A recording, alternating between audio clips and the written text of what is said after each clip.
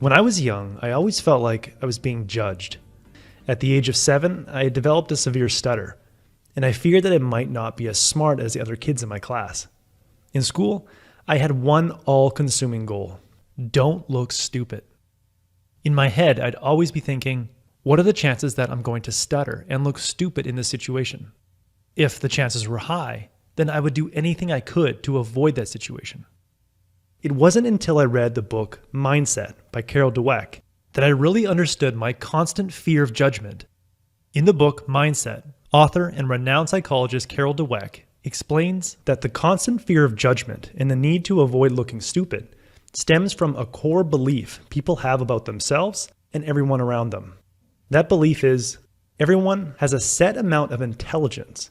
From that belief, the logic goes, if I only have a fixed amount of intelligence, and if I start making mistakes and look stupid doing something, then I must not have very much intelligence. Dweck calls this underlying belief a fixed mindset. If you have a fixed mindset, you essentially believe you've been dealt a hand of cards in the poker game of life, and you're stuck with those cards. If you happen to get good grades in school, and your parents praise you for it, then you might start to believe you've been dealt a royal flush. But as you get older and face competition in school, make mistakes on tests, and encounter challenging situations, you start fearing that the hand you've been dealt really isn't that good. To maintain the illusion that you're still smart and special and talented, you avoid doing anything that you might look bad at, and you simply lose interest and stop trying. Because if you show that you don't care and you're not really trying, then people can't really judge your full ability. Author Carol Dweck has seen this pattern emerge over and over again in her research. In one study, she gave 5th graders a group of puzzles to solve. Each of the puzzles was within their current puzzle-solving ability, and all the kids loved them. But when she increased the difficulty of the puzzles, the children who had been praised for their puzzle-solving ability and developed the belief that they were gifted showed a steep decline in interest and effort as the puzzles got harder. However, Dweck found that there was another group of children who didn't shy away from the puzzles once they got harder. When Carol asked them why, they said the puzzles were an opportunity for them to get smarter. These kids took the initiative and asked Carol Dweck if she could write down the names of some of the puzzles so their mom could buy more when they got home. These kids had what Carol Dweck calls a growth mindset. Growth mindset people don't believe talent and intelligence is a gift. They believe you have to work for it. A person with a growth mindset firmly believes that with the right strategy and enough effort and time, they can get better at anything. A growth mindset person believes they're always getting smarter, so they're less afraid of being labeled stupid. They know that even if they've been dealt a bad hand in the poker game of life, they can continue to draw more cards by putting in more effort and finding better strategies until they eventually have a great hand of cards. Now, this growth mindset seems inspiring. It seems cool to be able to grow our intelligence, but is it actually true? Well, 40 years ago, the answer would be no. Scientists at the time thought you could grow a little, but you were largely constrained by the default wiring of your brain. But recent science shows that they were mistaken. Based on other books I've read over the years, I've learned 3 amazing ways you can change your brain. Regardless of how old you are, you can physically grow your brain, you can speed up the circuits in your brain, and you can rewire your brain for increased performance and intelligence on specific tasks. Several years ago, before taxi drivers used GPS to get around, brain researchers took brain imaging scans of experienced London taxi drivers.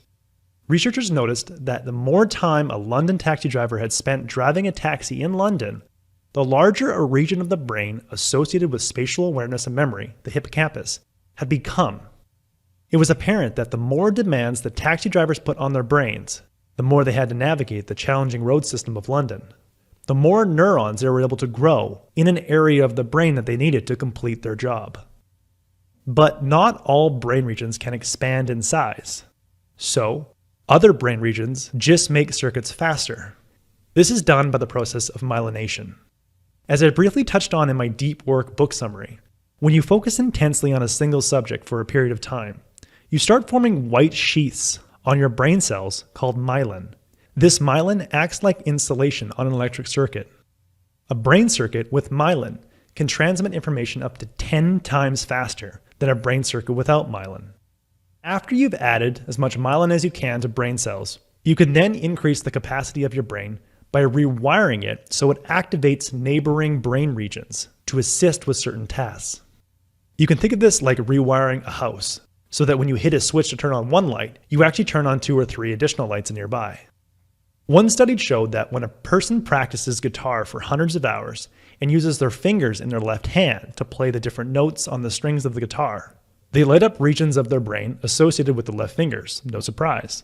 But they also light up regions of the brain associated with the palm of the left hand. When researchers took brain scans of novice guitar players, only the fingers in the left hand were activated in the brain. It turns out that guitar players who had put in hundreds of hours of practice were able to activate more of their brain so they could play the guitar with more speed and accuracy. Now that I know that I can grow my brain's capacity, I think about challenges in a new way. Before I go into a challenge, I stop thinking, will I look smart or stupid while doing this? And start thinking, what can I learn? After a difficult challenge and a series of mistakes, I stop thinking, I'm not smart enough to do this, and start thinking, I'm not smart enough to do this yet. Now that I've changed my core belief to everyone can grow their cognitive abilities, I am less afraid of being stupid because I know I am continuously getting smarter. Even if I look stupid now, I won't look stupid very long if I apply enough effort and the right strategies. I now have the courage and confidence to go into challenging situations because those situations will allow me to upgrade my brain and learn the skills to overcome future challenges. That was the core message that I gathered from Mindset by author Carol Dweck.